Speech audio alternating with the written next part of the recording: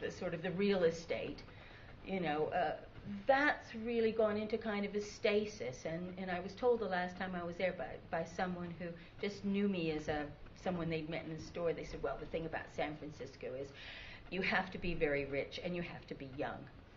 Well, you never had to be either when I was growing up there. All you had to do was be interested in something.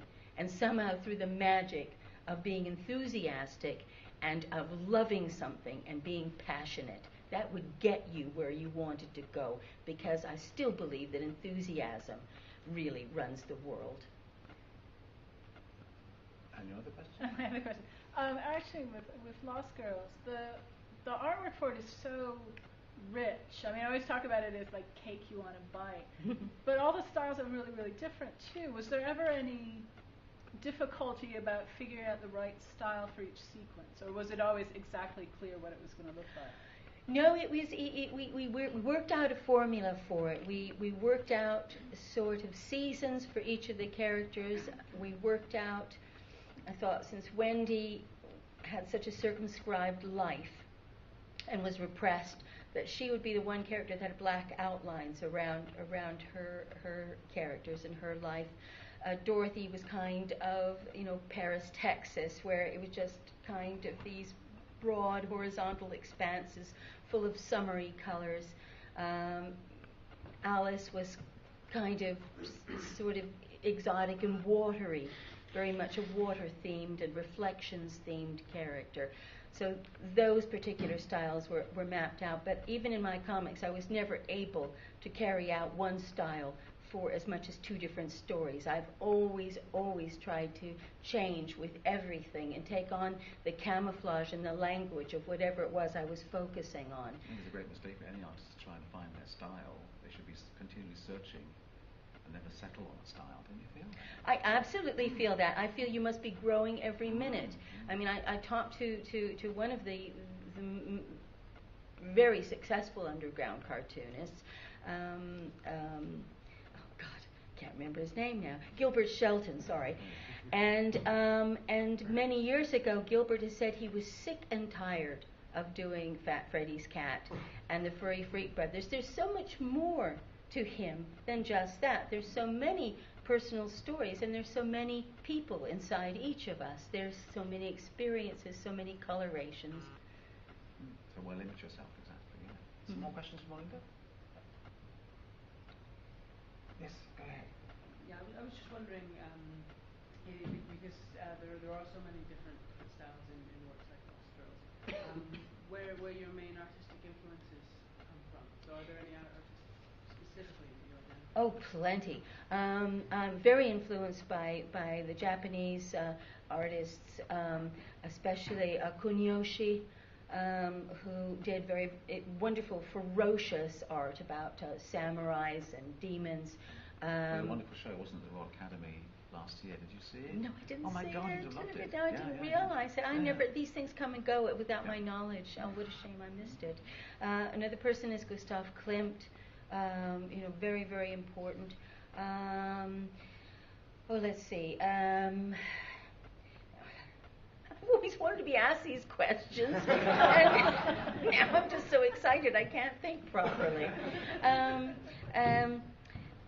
Clovis Trujillo is a really strange artist that used to do a lot of paintings of nuns in love boats. He was just mad and marvelous, and sort of strippers on stage in purple gloves, and there was just a kind of just a marvelous fecund madness to his paintings. He looked very homegrown, and only in the past few years, when I started to get back into my painting after finishing Lost Girls, did I decide that I was going to stop trying to be a sort of a classical realist and just really get into what I love about so-called primitive or raw art, which is, instead of having models, you just get into your imagination. If that tiger's legs are too fat, or if that woman's arms are too long, or if that sun is not a perfectly round shape, it doesn't matter, because it's all what's inside of you anyway. That's all art is that person inside of you. Leave that mark behind. The exact anatomical or architectural shape is not nearly as important. I was very affected by Rousseau, I have to say. Very, very affected by Rousseau. Because he just kind of struggled on through a lot of little sort of local petit bourgeois paintings of aerial wires and little trees. And then he came out to those jungle paintings. And he never saw the jungle. He saw it from pamphlets. That's the other thing I love. Sitting in a place and never having traveled to the places that you're painting. And you can still, your paintings will still be infused with that amazing magic, you know. He's also quite influenced by a lot of sort of French, sort of popular, exotic travel sort of short story magazines with these beautiful full colour covers. And they had the show that was on at Tate Modern. I did see that. I did see that. Yes. They had the stuffed, was it a lion or an ape or something as well? But they had a lot of these beautiful magazine covers with lovely printed colours, and of course a lot of the artists were acknowledged, and they were clearly a huge influence on his visual vocabulary. Oh, absolutely. Yeah. Oh, yeah, and people like, oh dear, now I've forgotten his name, but I do love the really old sort of like Dutch botanical and zoological magazines. I love those early attempts at drawing things that the artist hadn't possibly even seen, but had only heard, you know, like Dürer's picture of the rhino and things like that, you know. Yeah. Yes. Just to follow up what you were saying, Melinda, I just wonder what you think of the role of institutions like this in training people in the visual arts. We had Bill Drummond here last year, who studied fine art here back in the late 60s, I think. And he was quite adamant that training people in all aspects of the arts, be it music or be it writing or be it fine art, neuters you in some way, and it sounds as if you're kind of sort of coming to similar conclusions. I'm just thinking we have our fine art department down the corridor. What do you make of it? I did go to last year's show, and I come to the fashion shows. My friend Elka's husband, Malcolm Pollard, was a big influence on Bill Drummond. As I hear it, Bill was an unteachable student, and Malcolm took him under his wing, and I'm only guessing here because I don't know what the process was, but I know I had one art teacher that I found through the sort of public system. I couldn't afford art school in San Francisco, so this guy was teaching classes. You'd pay like a $5 for the course or something, and all he did was just throw tons and tons of books at us and talk to us, about being enthusiastic. He would come around, look at our work, and say, that part works beautifully, that seems to be a genuine part of your language, that comes up again. They never corrected anything, that is a hugely personal, that's like somebody coming up and correcting the face on your child. You do not do it.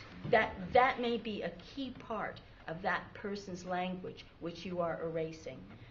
So I'm because I didn't come up through an art school system, I did have a brief encounter where I won some kind of 3-month course at a local art institute, which was a commercial art institute, and I got every kind of grade from A to F. And I just came out of it thinking, well, it's a little bit like having an agent. Unless the person really loves your work, they're going to give you bad grades, just like an agent will push your work if they like it, otherwise you can just languish in the corner. So because it's such a personal language, it has to be treated very carefully. You need a really, really jolly, kind midwife that looks for the best in everything you do in your work and doesn't castigate, because the artistic impulse can be pinched off like a flower. It's very fragile. I haven't seen this year's work here. I don't know. I really don't know. I've got to say, I just got to say this. It might be incorrect. A few months ago, I talked with a very nice man who runs one of the art departments here, and I said, "Would you like somebody to come teach comics?" And the head of another department here, the two of them were standing there, and they both looked at me and said, "What?" And I said, "Well, they're teaching it in Manchester. They're teaching it in other schools." And the woman said, "Well, I'd